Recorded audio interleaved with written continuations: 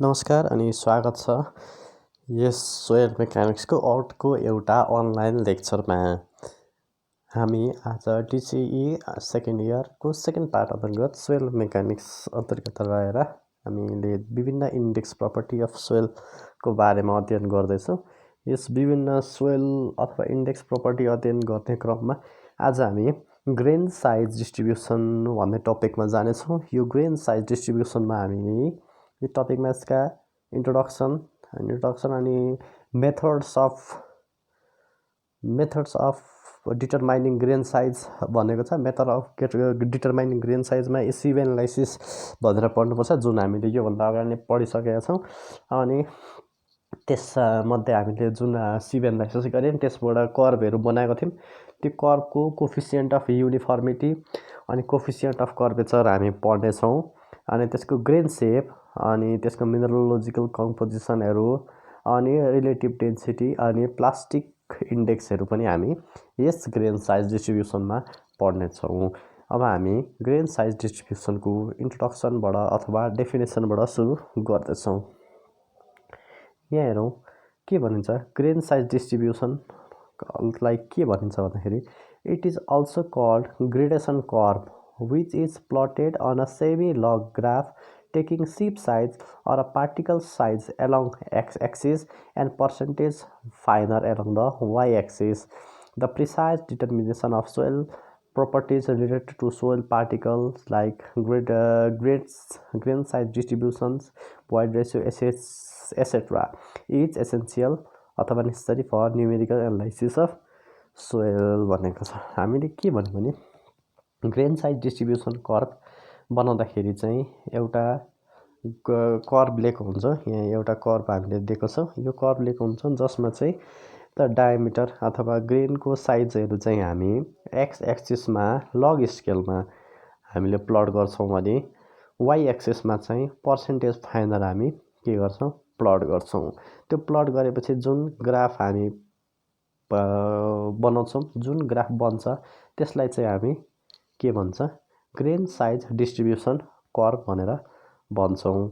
यो चाहिँ के भन्दा precise determination of soil particle radio soil particle like बस्यो। यो भनेपछि यिनीहरू सबै चाहिँ प्रिसाइज हामी गर्छौँ। यो चाहिँ यसको न्युमेरिकल एनालाइसिस सोयलको न्युमेरिकल एनालाइसिस गर्नलाई चाहिँ आवश्यक पर्दछ। Generally two methods are applied for measurement of grain size distribution भनेको छ। दुईवटा मेथड, एउटा sieving for grain size larger than 0.075 mm। यदि कुनै पनि ग्रेन साइज चाहिँ 0.075 mm भन्दा लार्जर साइजका छ भने त्यसको लागि सिभ एनालाइसिस गर्छौँ भने यदि 0.075 mm देखि कम अनि 0.5 माइक्रोमिटरसम्मका छन् अथवा त्योभन्दा बढी छन् भने चाहिँ हामी त्यसलाई हाइड्रोमिटर एनालाइसिस गर्छौँ। यसमा हाइड्रोमिटर एनालाइसिस हामीले गरिराख्नु पर्दैन। हाम्रो सिलेबसमा हामीले सिभ एनालाइसिस गर्नुपर्ने हुन्छ। सिभ एनालाइसिसको बारेमा मैले योभन्दा अगाडिको क्लासमा जानकारी दिइसकेको छु। सिभ एनालाइसिस गरेपछि जुन तरिकाको कर्भहरू हामी अब्टेन गर्छौँ यसलाई चाहिँ ग्रेडेसन कर्भ भनेर भन्छौँ। अब यो ग्रेडेसन कर्भको बारेमा हल्का हेऱ्यौँ।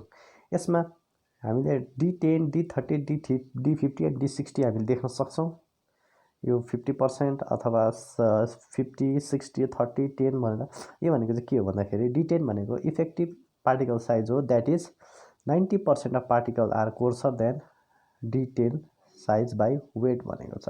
D10 भनेको के हो भन्दाखेरि D10 भनेको चाहिँ D10 को साइजभन्दा बढी चाहिँ 90% पार्टिकल्सहरू छन् भनेको, अथवा 90% पार्टिकल चाहिँ पास हुन्छन् केबाट D10 भएको सिपबाट भनेको बुझ्नु पर्यो।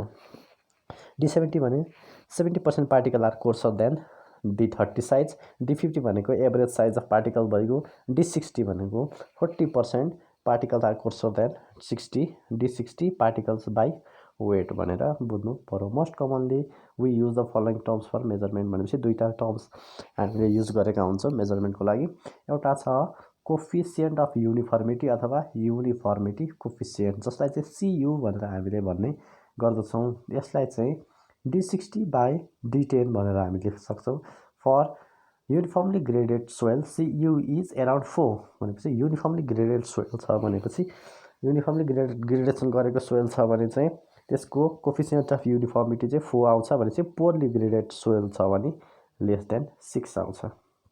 अनि CU चाहिँ 6 अथवा 6 भन्दा बढी छ भने चाहिँ के डिटरमाइन हुन्छ भने त्यो चाहिँ वेल ग्रेडेड एकदमै राम्रोसँग ग्रेडेड गरेको अथवा वेल ग्रेडेड सोइल हो भनेर हामीले मान्ने गर्छौँ। अर्को छ बीमा कोफिसिएन्ट अफ कर्वेचर अथवा ग्रेडेसन CU अथवा CCलाई CC भनेर हामी भन्छौँ। CCलाई कसरी डिटरमाइन गर्ने भनेपछि D30 square divided by D60 into D10 भनेर भन्ने गर्छौँ। यसमा if the value of CC lies between 1 and 3 inclusive हुन्छ it is consider to be well graded हुन्छ। 1 र 3 इन्क्लुसिभ भनेको 1 र 3 पनि पर्ने गरी यदि 1, 2, 3 अथवा 1 र 3 को बीचमा यदि 1, 3 सँगै इन्क्लुसिभ रूपमा पर्यो भने चाहिँ त्यसलाई वेल ग्रेडेड भन्छ। यदि हायर देन CC को भ्यालु हायर छ भने SCU भएछ। यसलाई करेक्सन गर्नु होला। Higher value of CC indicate the broader range of soil particle size in the present सोइलमा भनेपछि CC को भ्यालु चाहिँ हायर छ भने त्यो चाहिँ सोइल पार्टिकल साइज चाहिँ के हुन्छ बोर्डर रेन्जमा छ भनेर हामीले बुझ्नु पर्यो। The characteristics of grain size distribution कर्भ्स भ्यारी with the variation in curve of CU and CC भनेको छ। त भनेपछि कर्भ चाहिँ कस्तो हुन्छ जति चाहिँ CC र CU को भ्यालुहरू डिफ्रेन्ट छ त्यही अनुसारले कर्भ पनि डिफ्रेन्ट हुने गर्दछ। यो भयो हाम्रो के को बारेमा ग्रेन साइज डिस्ट्रिब्युसन कर्भको बारेमा। यहाँ हेरौँ त अब कर्भहरू बनाउँदाखेरि कस्तो हुन्छ यदि फ्ल्याट कर्भ बन्छ भने हैन फ्ल्याट कर्भ बन्छ भने higher value of CU is well graded भनेको छ। अब स्टिप कर्भ बन्छ भने low value of CU less than 5 and uniformly are poor graded भनेको छ। अब ग्याप ग्रेडेड भनेको छ due to absence of intermediate particle size the value of CC is outside the range of 1 and 3 भन्दा 1 to 3 भन्दा बाहिर बस्यो भने चाहिँ के भनिन्छ त्यसलाई ग्याप ग्रेडेड सोइल भनेर भन्ने गरियो। यहाँ छ ASTM मेथडबाट पार्टिकल साइज क्यारेक्टराइज गरिएको छ। सिप साइज छ यसमा पासेस र रिटेन भनेको छ। पासेस 12 इन्च अथवा 12 साइजको बाट पास भयो 12 साइजकोमा रिटेन भयो भने त्यो पार्टिकल डायमिटर चाहिँ ग्रेटर देन 300 mm हुन्छ अनि सोइल ग्रेटर देन 300 mm छ भने त्यसलाई बोल्डर्स भन्छ। यदि सिप साइज चाहिँ 12 बाट पास भयो अनि 3 मा रिटेन भयो भने त्यो चाहिँ 75 देखि 300 mm को साइजको हुन्छ त्यसलाई कोबल भनिन्छ। त्यस्तै 3 साइजको बाट पास भयो 0.75 को मा रिटेन भयो भने 19 देखि 75 त्यसलाई कोर्स ग्राभल भन्छ। त्यस्तै 0.75 बाट पास भयो अनि 4 साइजको बाट रिटेन भयो भने त्यसलाई 4.75 देखि 19 mm को हुन्छ त्यसलाई फाइन ग्राभल। त्यस्तै course sand medium sand fine sand अनि फाइनेस्ट सिल्ड अथवा क्ले भनेर हामी बुझ्ने गर्दछौँ। अब इम्पोर्टेन्स अफ यो ग्रेन साइज डिस्ट्रिब्युसन कर्भको यो चाहिँ स्पेसली लार्जर देन 0.075 mm भन्दा लार्जर साइजका जुन हाम्रो पार्टिकल छ यसको इम्पोर्टेन्स चाहिँ के छ यहाँ हेरौँ। It provides information regarding the mixing and uses of cement and asphaltic concretes well graded aggregate require less amount of cement to produce high dense more impervious and weather resistance concrete भनेपछि के गर्नु पर्यो जति चाहिँ high graded अथवा राम्ररी graded गरेको एग्रिगेटहरू छ त्यो राम्रो ग्रेडेड एग्रिगेटलाई चाहिँ सिमेन्ट अथवा कुनै त्यसमा बाइन्डिङ मेटेरियल्सहरू चाहिँ कम लाग्छ जसले चाहिँ हाई डेन्स कङ्क्रिट बनाउन मद्दत गर्दछ। Base course beneath the highway railway एसेटमा requires gradation of coarse particles and quantity of percentage fines भनेपछि हामीले बेस कोर्स बनाउँदा बाटो रोडहरू बनाउँदा अथवा रेलवे ट्र्याक्सहरू बनाउँदा अथवा हाइवेहरू बनाउँदाखेरि चाहिँ जुन चाहिँ बेस कोर्समा लाउँछौँ गिट्टी लाउँछौँ भन्ने हुन्छ। बेस कोर्समा गिट्टी राखेको हुन्छ त्यसलाई वेल ग्रेडेड गर्नुपर्दछ जसले चाहिँ के हुन्छ क्वान्टिटी अफ पर्सेन्टेज फाइन्सको लागि चाहिँ मद्दत गर्दछ। Filter design to control seepage through the dams is one of the major uses of grain size distribution curve. Grain size distribution कर्भले चाहिँ के गर्छ filter design well graded soil छ भने त्यसलाई वेल ग्रेडेड बनाएर चाहिँ हामी के हुन्छ कुनै पनि ड्याम्स अथवा वेयर्स अथवा ब्यारेजहरूमा फिल्टर डिजाइन गर्नलाई काम लाग्दछ। The performance of clay particles can be determined through the percentage clay fraction in the soil चाहिँ क्ले कति छ अनि कस्तो पार्टिकल्सहरू छ क्यारेक्टरिस्टिक्स के प्ले गर्छ त्यो चाहिँ हामीले क्ले फ्र्याक्सन चाहिँ सोइलमा कति छ त्यसबाट डिटरमाइन गर्न सकिन्छ। The estimation of permeability of coarse grain soil coefficient is facilitated by GST curve भनेको छ। भनेपछि पर्मिएबिलिटी सोइलको पर्मेबिलिटी अथवा सोइल स्याम्पलको पर्मेबिलिटी पनि जीएसटी हेरेर हामीले डिटरमाइन गर्न सक्छौँ। The freezing action of water content in a void can also be examined by if percentage clay fraction can be obtained. Since the expansion of water due to freezing is contained in the void itself, freezing has very less effect in the increasement of void volume, generally change in less than 10%. भनेपछि freezing एक्सनहरूले expansion गर्दाखेरि के effect गर्छ सोइलमा त्यो पनि हामी GST हेरेर भन्न सक्छौँ। In the field of geotechnical engineering, GSD are of very much importance. Fill materials, groundwater drainage, concrete compaction, grouting, etc. accessed by GSD curve भनेपछि जीएसटी कर्भ हेरेर चाहिँ हामीले ग्राउटिङ गर्ने, कति कम्प्याक्सन गर्नुपर्ने हुन्छ, कङ्क्रिट कस्तो खालको गर्ने, अथवा वाटर ड्रेनेज अथवा फिल मेटेरियल्स सब सर्फेस ड्रेनेजहरू कसरी डिजाइन गर्ने, त्यो सबै ग्रेन साइज डिस्ट्रिब्युसन कर्भ हेरेर नै डिटरमाइन गर्ने गर्दछौँ। यो भयो हाम्रो फाइन ग्रेन प्रपर्टिजको बारेमा अथवा ग्रेन साइज डिस्ट्रिब्युसनको कर्भको बारेमा। अब हामी जान्छौँ सोइल एग्रिगेट प्रपर्टिजमा। यहाँ हेरौँ सोइल एग्रिगेट प्रपर्टिजले के भन्छ। Soil aggregate property depends on the structure and the arrangement of the particles in the soil mass. The important soil aggregate property are relative density, consistency, unconfined and compressive strength etcetera भनेको छ। Soil aggregate properties भनेको चाहिँ के हो भन्दाखेरि एग्रिगेटको property चाहिँ केमा depend हुन्छ, एरेन्जमेन्ट अफ पार्टिकल्स अनि त्यसको जियोमेट्रीमा डिपेन्ड हुन्छ। त्यसको जियोमेट्री अनि एरेन्जमेन्टमा गर्दाखेरि अब हामीले सोइल एग्रिगेट प्रपर्टिजमा के पढ्नुपर्ने हुन्छ भन्दाखेरि के इम्पोर्टेन्ट हो भन्दाखेरि रिलेटिभ डेन्सिटी, कन्सिस्टेन्सी लिमिट्स अनि के हुन्छ कम्प्रेसिभ स्ट्रेन्थहरू चाहिँ पढ्नुपर्ने हुन्छ। सुरुमा हामीले भेरी इम्पोर्टेन्ट एउटा छ relative density of soil sample अथवा रिलेटिभ डेन्सिटी अफ एग्रिगेट भनेर हामी पढ्छौँ। यसलाई चाहिँ ई भनेर हामी डिनोट गर्छौँ। The term relative density is use to describe relative compactness of the cohesive soil and is generally describe as the very loose, medium dense and very dense. Relative density भनेको चाहिँ कति रिलेटिभ कम्प्याक्टनेस भने चाहिँ कति compact भएको छ, कति खादिएको छ।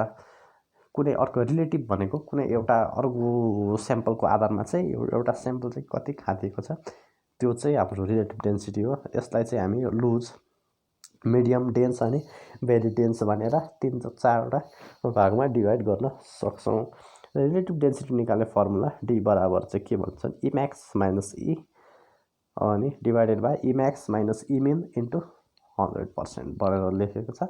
वेयर ई म्याक्स भनेको maximum void ratio, e min भनेको मिनिमम भोइड रेसियो अनि ई भनेको भोइड रेसियो। अब म्याक्सिमम र मिनिमम त भइगयो, म्याक्सिमम यतिसम्म जान सकिन्छ, मिनिमम यतिभन्दा धेर हुन्छ भनेपछि ई भनेको चाहिँ के हो भन्दाखेरि कति छ त त्यसको त्यो बिचको लिमिट, त्यो हो त्यसको soil at some void ratio.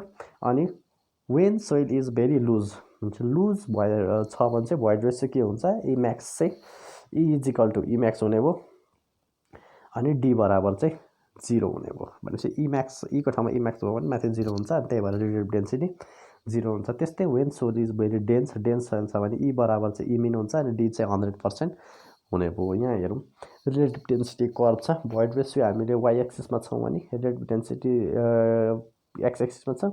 यसलाई गर्दाखेरि यो कर्भहरू बनाउँदाखेरि चाहिँ के हुन्छ, यस्तो खालको डाउनवर्ड स्लोपिङको कर्भ हाम्रो बन्छ। त्यसमा डी बराबर चाहिँ ई म्याक्स माइनस ई अनि ई म्याक्स माइनस ई मिनको 100% आउँछ। यो चाहिँ स्लोप पनि डिटरमाइन गर्ने गर्दछ। यसको स्लोप चाहिँ डाउनवर्ड स्लोपिङ हुन्छ। अब कन्सिस्टेन्सी लिमिट अथवा consistency of fine grade soil भनिन्छ। कन्सिस्टेन्सी भनेको चाहिँ के हो भने कति कन्सिस्टेन्ट छ सोइल भनेको चाहिँ यसले कन्सिस्टेन्ट भनेको चाहिँ यसले आफ्नो फ्लोलाई कतिको रेसिस्ट गर्न सक्छ त्यो नै यसको कन्सिस्टेन्सी लिमिट हो। यहाँ हेरौँ कन्सिस्टेन्सीलाई के भनेर भनिएको छ भने the change in the water content has significant change in percentage of fine graded soil specially clays because of larger surface area and presence of electrical charge. भनेपछि जति वाटर कन्टेन्ट चाहिँ के हुने भयो बढ्दै जाने भयो यसको के हुन्छ कन्सिस्टेन्सी लिमिट चाहिँ घट्दै जान्छ इन्क्रिजिङ वाटर के भन्छ म घट्दै जान्छ or एटरबक्स in 1902 stated that each and every soil types will normally have a range of water content at which it may behave as solid, semi-solid, plastic and even liquid. The interfaces between these states which it may behave as solid and semi-solid particles or even liquid. The interface between these states exhibited by the fine-grained soil are called Atterbuck's limit.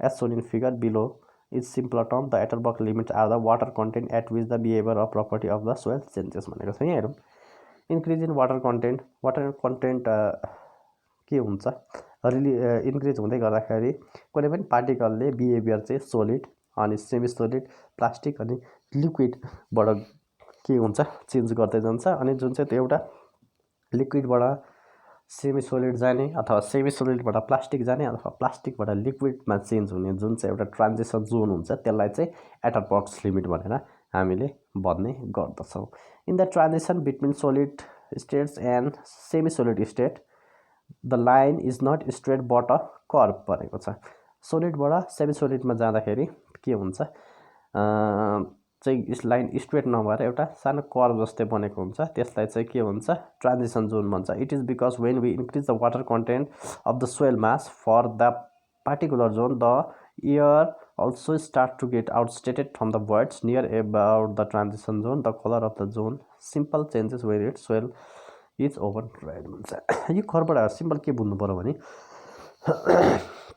जति हामीले एउटा soil स्याम्पलमा यसको water content हामी increase गर्दै जान्छौँ यसको behaviour चाहिँ सोलिडदेखि semi solid plastic हुँदा इभन लिक्विड स्टेटसम्म पनि जान सक्छ भनेपछि यसको इफेक्टिभ स्ट्रेस चाहिँ कम हुँदै जान्छ भनेर हामीले भनेर बुझ्नु पर्यो अनि जुन चाहिँ यो एउटा फेजदेखि अर्को फेजमा जाने एउटा जुन प्रक्रिया छ त्यसलाई चाहिँ एटरबक्स लिमिट भन्छ अनि सोलिडबाट सेमी सोलिडमा जाने जुन चाहिँ स्ट्रेट कर्भ बन्नु पर्यो त्यहाँ चाहिँ एउटा ट्रान्जिसन जोन जस्तो स्ट्रेट कर्भ स्ट्रेट लाइन नबनेर एउटा कर्भ जस्तो बन्छ त्यसलाई नै हामी ट्रान्जिसन जोन भन्छौँ यो नै हो हाम्रो कन्सिस्टेन्सी अफ फाइन ग्रेडेड सोइलको बारेमा अब यसमा छ लिक्विड लिमिट प्लास्टिक लिमिट अनि श्रिङ्केज लिमिट भनेको छ यिनीहरू भनेको चाहिँ के हो बुझौँ LL भनेर लिक्विड लिमिट भन्छ it is defined as the water content of the soil at which the soil is in liquid state it is defined as the as the water content of the soil in which soil is in liquid state भनेको liquid limit भनेको चाहिँ के हो यति water content त्यो स्याम्पलमा चाहिँ यति water content जसले गर्दा चाहिँ त्यो सोइल चाहिँ के हुन्छ लिक्विड स्टेटमा गएको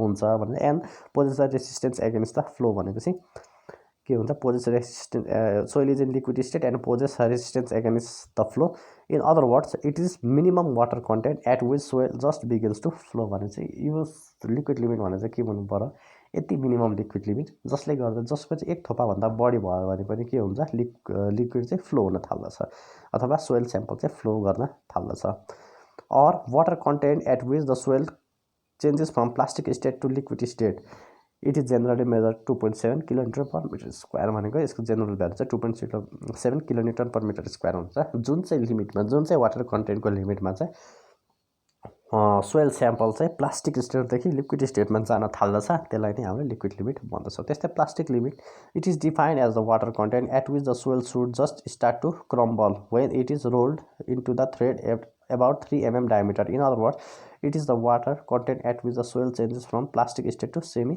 solid state. जब चाहिँ के हुन्छ भने सोइल स्याम्पल चाहिँ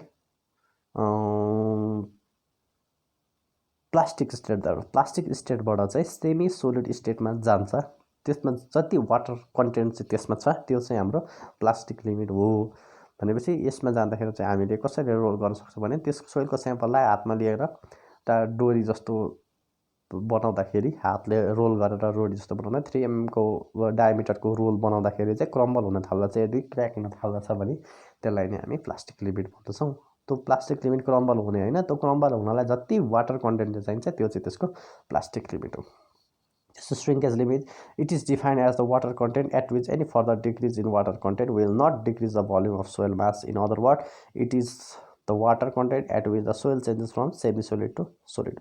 Semi-solid बाट सोइल टु सोलिडमा जाने जुन चाहिँ वाटर कन्टेन्टको लिमिट छ त्यसलाई नै हामी श्रिङ्केज लिमिट भन्छौँ। यो श्रिङ्केज लिमिट चाहिँ अब जति घटाउँदाखेरि पनि अब सोइलको मास चाहिँ योभन्दा अथवा सोइलको भोल्युम चाहिँ योभन्दा घट्दैन। Shrinkage limit at the degree of saturation that is SR is equal to 1। Degree of saturation चाहिँ 1 अथवा फुल्ली सेचुरेटेड सोइल भइसकेको छ भने चाहिँ एसआर 1 बराबरमा जति वाटर कन्टेन्ट छ त्यति नै यसको श्रिङ्केज लिमिट हो भनेर बुझ्नु पर्यो। इन्जिनियरिङ सिग्निफिकेन्स अफ एटरबक्स लिमिट भनेको छ यहाँ हेरौँ, र सोलिड, सेमी सोलिड, प्लास्टिक अनि लिक्विडको त्यो ग्राफ दिएको छ। स्ट्रेस र स्ट्रेन भनेको सोलिडको स्ट्रेस बढी, सेमी सोलिडको अलिक कम, प्लास्टिकको कम अनि लिक्विडको एकदमै कम भनेर यहाँ दिएको छ। भनेपछि भोल्युम चाहिँ के हुने भयो, स्ट्रेन भनेको भोल्युम अब चेन्ज इन भोल्युम भयो। अनि जति मोइस्चर कन्टेन्ट बढी हुने भयो, स्ट्रेन चाहिँ बढो, स्ट्रेस चाहिँ घटो भनेर हामीले बुझ्नु पर्यो। त्यहाँ प्लास्टिसिटी इन्डेक्स डिक्रिज भयो भने स्ट्रेन्थ एन्ड मोडुलस चाहिँ डिक्रिज हुन्छ, कम्प्रेसिबिलिटी चाहिँ इन्क्रिज हुन्छ भनेर हामीले बुझ्नु पर्यो।